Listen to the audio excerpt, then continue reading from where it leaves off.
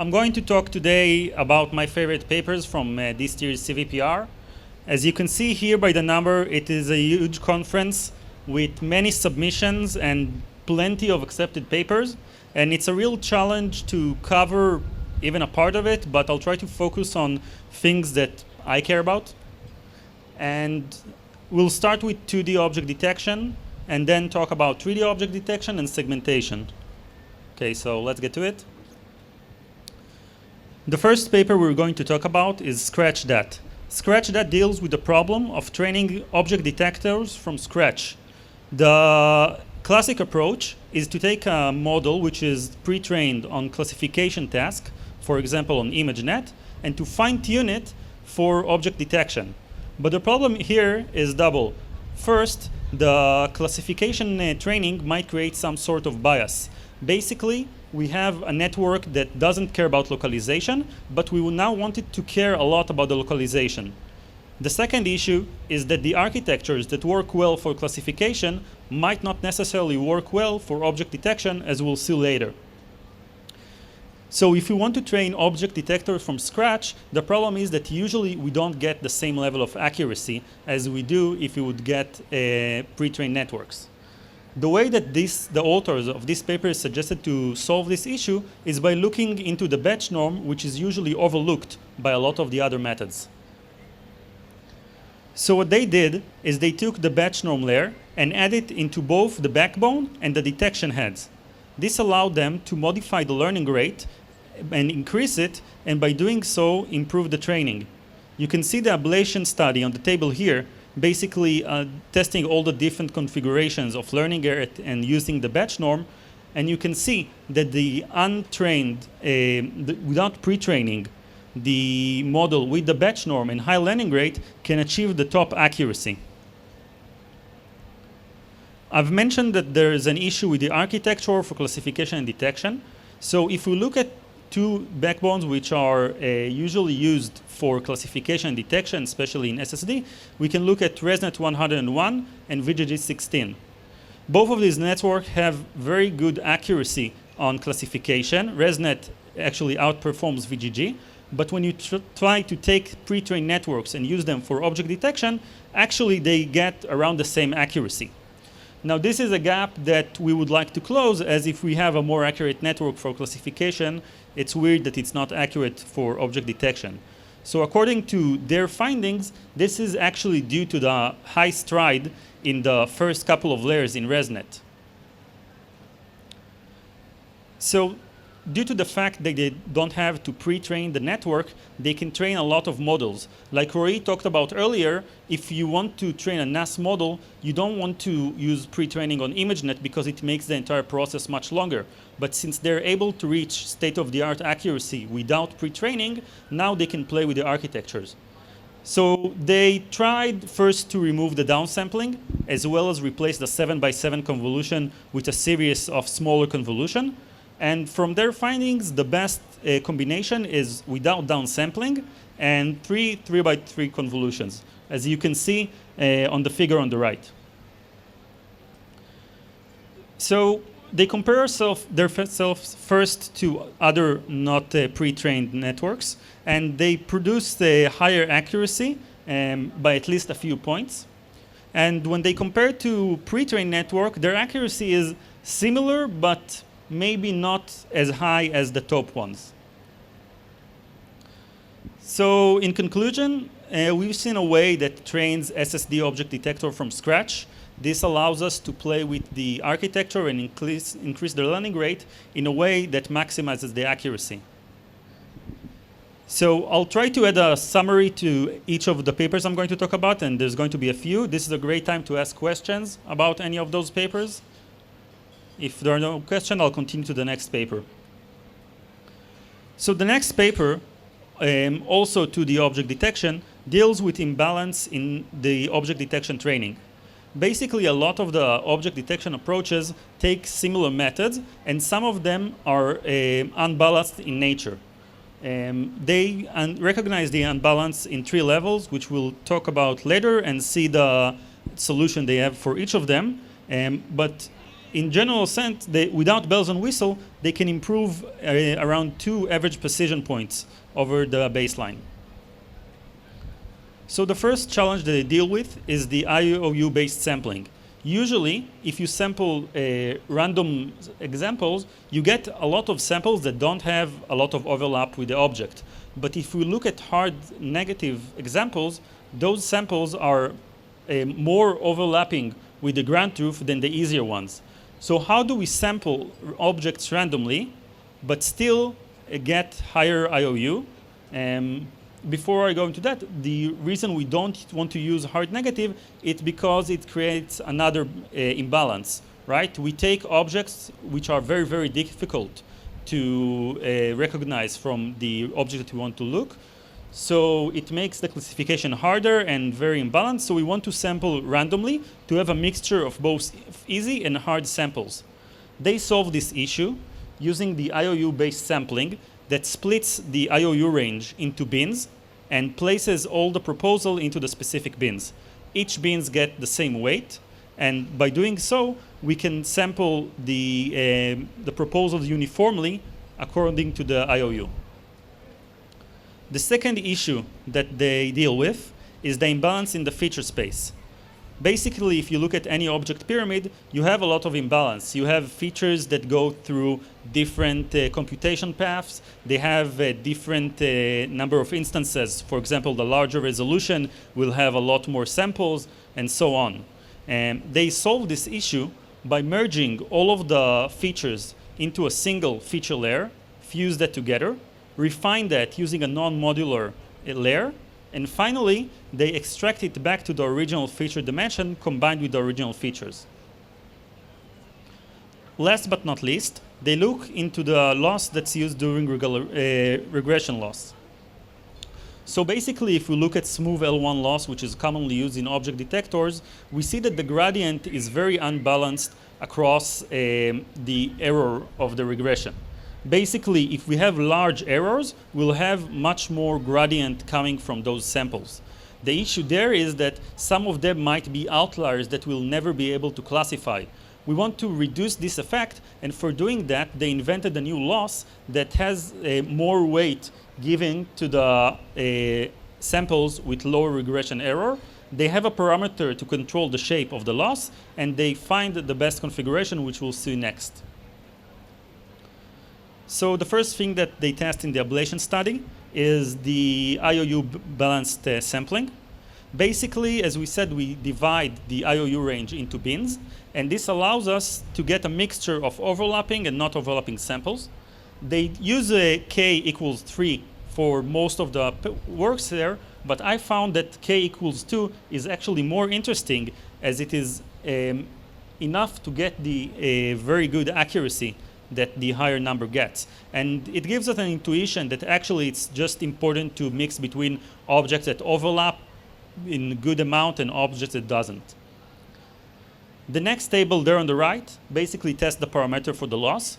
We can see a comparison with the baseline and how the best configuration improves by, I think it's over 1 average precision point. Combining all of the methods in the table below, we see how the baseline is improved from 36 average precision to 38.5. So they compared themselves also to state-of-the-art methods as well as the baseline. They use multiple baseline, and in any of those baseline, their improvements can improve the accuracy. So basically what we have here is a method composed of 3 components that's able to increase the object accuracy, the object detection accuracy, without affecting the running time or changing the network. Questions? The next paper tries to do object detection without anchors. The issue with anchors is that they're manually selected. Again, as Roy suggested in the NAS talk, every choice that we make as people might be wrong, so why enforce manual selection where we don't have to? So instead of selecting the object shapes and which features we're going to detect it from, they want to detect all objects together without assigning a specific feature scale. In order to do so, They predict the extreme point of the object, and by doing that, they don't have to decide in advance on the object size and the aspect ratio. They also predict the object center, and using both of these output, they're able to combine and create a bounding box to detect the objects. They do that by sampling group of 4 extreme points and measure the average of those points. If it lays on a detected object center, then it is a detected object. So we can see here the output of the network. They use an hourglass network as a backbone, and from that they predict the 4 extreme points per class, as well as the object center per class. In addition, they also predict the offsets for each of the 4 points, and they do this in a class agnostic manner. So how did they train their data? They trained it on COCO, which of course doesn't have any extreme point labeling. But such a labeling is very easy to create from the segmentation maps. So they took that and calculated the extreme points. However, if you're now labeling a new data, they show that this kind of data can be labeled 4 times faster than bounding boxes. In the end, they show the results and present ExtremeNet both single scale and multi-scale prediction, and it gets accuracy which is equal to other state-of-the-art methods. So we saw here an example of a network that does object detection without any anchors using a new methods that use the extreme points. They get very good accuracy, and it can allow for faster labeling if you need to label your data. The next method goes in the same path and suggests a different anchorless method, but instead this anchorless method can be plugged into any existing feature pyramid structure and actually work together with the anchor-based detector and improve its accuracy. So during training, they connect the anchorless branch into all feature scale, and this allows them to train the object detection regardless of the object size. It is free to choose from any of the features. During testing, they can see which detection is the strongest and take the detection from there. This kind of approach basically addresses the 2 limitations that we talked about for anchor-based methods, which is having to select the anchor's shape and sizes, as well as the feature that they use for prediction. So this is an example of the anchorless prediction branch. They predict the class output, which they optimize using focal loss, as well as the box output using an offset, which they optimize using IOU loss. In the end, this model can be built upon methods such as RetinaNet very easily. It actually uses exactly the same features which the classic anchor-based branch uses, and by doing so, it can work together and produce better accuracy. So as we can see here, compared to RetinaNet, the second row from their method is actually able to surpass that in terms of accuracy without using the anchor-based branch. Adding that branch as well can improve accuracy further and get almost 1.5 points more accurately. In the end, they compare, of course, to all other state-of-the-art methods and show how their method improves over the RetinaNet by 2 points. So in summary, we saw another approach that doesn't need anchors to perform the object detection. It still keeps very good accuracy, but when combined with anchors, it can now have much, much higher accuracy. The next paper tried to improve object detection using optimization of the localization. Localization is a tricky subject in object detection, as even the data sets have errors in them, either by ambiguity, either by labeling errors. So as we can see, for example, we have here, for example, the car is not fully annotated. Behind the person lies the back of the car, which should have been annotated as well. For an object detector, this might be confusing. This is true also for the train on the right and the left, which are somewhat included, but it is unclear exactly how much of them should we label. And again, this is confusing for both the training and the testing part of the object detection. They suggest to improve the localization by predicting not only the bounding box regression, but in addition to predict the confidence of this prediction. They do that by predicting a variance which they use in order to actually predict a Gaussian distribution, and their final loss incorporates this variance in a way that encourages the detector to be more confident of its predictions. So this loss alone can actually improve accuracy, but they build on top of that by incorporating it into the NMS procedure, and by doing that improve accuracy further.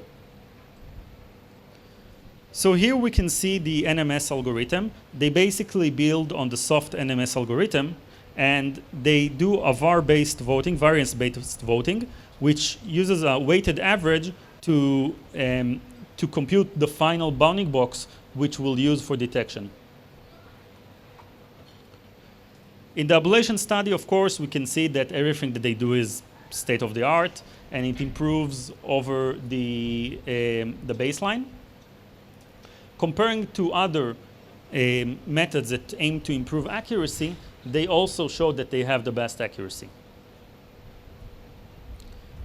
So we've seen a way that allows us to improve the object detection simply by replacing the loss. We get around 2-3 points improvement, and again, it's basically for free as the cost of the inference remains roughly the same. So we see how important this suggestion is because we know how difficult localization in object detection. The next paper deals with the NMS as well and does that adaptively. If we look at greedy NMS, it uses a fixed threshold to suppress the detection, so we'll have only one bounding box per object. However, if we have very packed scene, crowded with people, let's say, then the same threshold might not work as well. So in order to solve that, the soft NMS approach that we've seen mentioned earlier basically doesn't remove the object completely, and instead it just weakens its confidence. The problem there is that we're still using a constant threshold. Instead, the adaptive NMS method suggests to try a different threshold per object, which is actually set by the density function that is predicted by the network.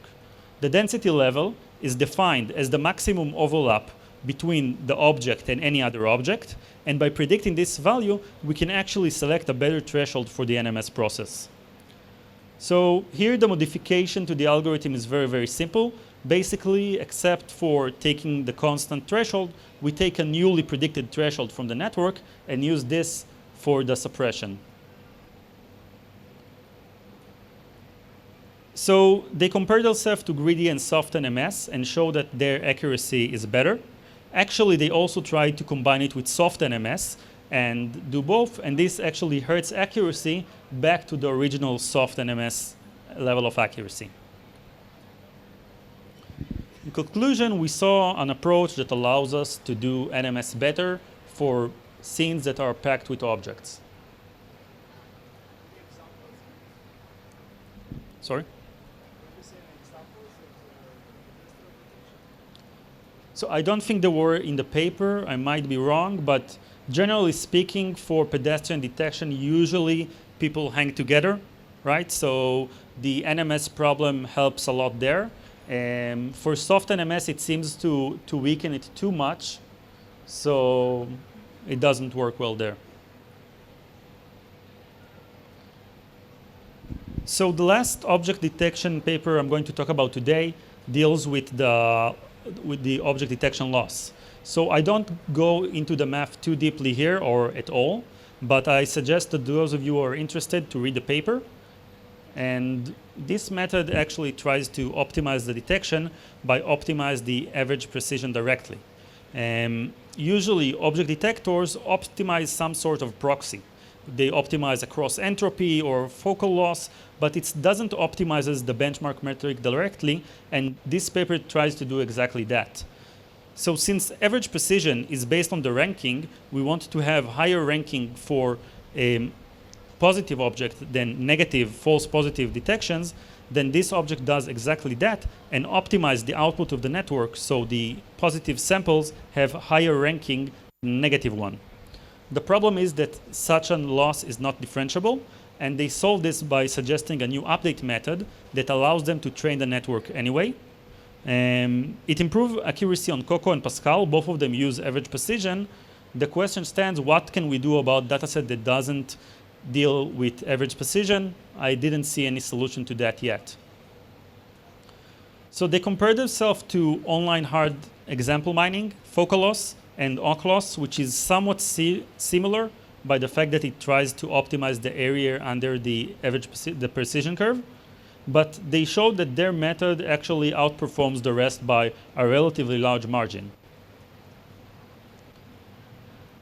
They summed their experiments by actually taking their loss and building it on top of a retina net and improving the accuracy there, reaching state-of-the-art accuracy. So we saw another method, a lot like the previous ones, where you can actually just take one model, build it on the solution, and it improved the accuracy. This time it was the loss that was optimized. But even such a minor improvement can improve accuracy by 3 average points. Okay, so the next subject I'm going to talk about is 3D object detection. And the method is called ROI-10D. It deals with 3D object detection from 2D monocular images. The problem there is how to extract the 3D information from an image where it doesn't exist. They do that by taking a 2D object detection and using it to predict the distance and orientation and scale of the object. They take all these parameters together and lift it into a 3D box, as we'll soon see. So this is the basic architecture that they use. They have a single RGB image as input, which they use RetinaNet to generate 2D object detection, as well as a super depth to compute the monocular depth. They take the features used in the monocular depth and the RetinaNet and combine them together with new features that measure the localization of the specific pixel. They take the 2D object detection and using ROI pooling actually sample those fused features, and from those features they optimize the network to predict the parameters that we talked about earlier, the size, orientation, and location. Using those predicted values, they can compute a 3D bounding box from the 2D rectangle. They actually predict the 8 points that define the bounding box, the 3D bounding box of the object, and then they can optimize it using a regression loss to the ground truth 8 points. The benefit in optimizing using the points instead of optimizing for the regression loss of those values directly is that those values might not actually be in the same scale. A change in the location might have a different effect than the change in size or rotation, for example. So they optimize all of those features together, and it allows them to predict the bounding box accurately. So how accurately? According to the results, not so much. The average precision for all mono-based 3D object detector is relatively low on Kitty dataset. Yet, as you can see here, it seems that the detection themselves are actually quite accurate. Comparing to point cloud point-based methods, which actually get very high accuracy, it is quite surprising, but understandable. So we saw a method that can detect 3D bounding boxes from 2D images. It uses RetinaNet for 2D object detection and super depth for the depth estimation. They combine the features into a new set of features, which is used to predict the features of the 3D bounding box. They then lift those features into a 3D box with 8 points. Okay, so the next subject is segmentation. I'll start by talking about mask-scoring RCNN. Basically, if you look at all mask-based methods for instance segmentation, usually the accuracy, the confidence of the mask is taken from the classification branch. And this creates quite an issue because, as you can see on the bottom, if we look at the confidence of mask RCNN, it is highly confident of all those segmentation. However, all those segmentation are false. And by doing so, it creates many false positives in the results. They propose another branch that can actually predict the IOU directly. And by using that as a metric, they can actually predict much better values for the confidence of the segmentation. So the way that they do that, they build on MESC-RCNN, which they add FPN to and the deformable convolutional network, again, for accuracy. And they add their own branch, which takes the features directly from the segmentation map. The new branch is, of course, optimized to predict the overlap between the map and the ground truth labeling. So we can see in this figure the results and how well it works. Actually, MESC-RCNN, when we try to compare between the score that it predicted and the actual MESC IOU, we don't see any correlation. Most of the predictions are highly confident because they manage to predict the class of the object, but the MESC itself, as we saw, is inaccurate. Instead, MESC scoring RCNN has a much nicer trend where the score highly correlates with the MESC IOU. In terms of accuracy, adding this branch improves accuracy by around 2 points. And by adding all of the modules that they mentioned, such as FPN and DCN, they reach state-of-the-art accuracy. So another key thing to notice is that they also tested the effect that this branch has for the object detection. Usually we want to check the accuracy for both tasks. And here, not only that it didn't hurt the bounding box to the object detection, it actually improved it slightly in some cases. They compare, of course, to all of the state-of-the-art methods and show that they have state-of-the-art accuracy. Again, this probably is a change that can be plugged into any of the other methods and improve their accuracy further. So the last subject I'm going to talk about today is Panoptic feature pyramid network. Basically, if we look at segmentation tasks, the classic ones are semantic segmentation, which tries to predict a class per pixel, and instance segmentation, which tries to predict the map of each object. Panoptic segmentation tries to do both, and actually tries to segment both things and stuff. Things are objects which instances have any importance to us, like car or people, and so on. And stuff is something that we might not be able to split into objects, such as sky or road. The way that they do that is by building on top of MESC-RCNN, adding an additional branch for semantic segmentation. This branch takes the feature pyramid from the feature pyramid network and basically align the resolution of each of those feature scales into the same size. And finally, they combine all of those predictions into the final prediction. We can see here the results that show how accurate this method is, as it's able to predict not only the instance segmentation as the previous MESC-RCNN did, but also the semantic segmentation. In terms of accuracy, they compare themselves only to methods that use a single network to do both tasks, and they show much, much higher accuracy, also in the separate tasks for things and stuff, but also in the combined metric for the panoptic quality. In conclusion, we saw a new computer vision task that combines the beloved semantic segmentation and instance segmentation, and proposed a new method that can outperform all the single network solutions.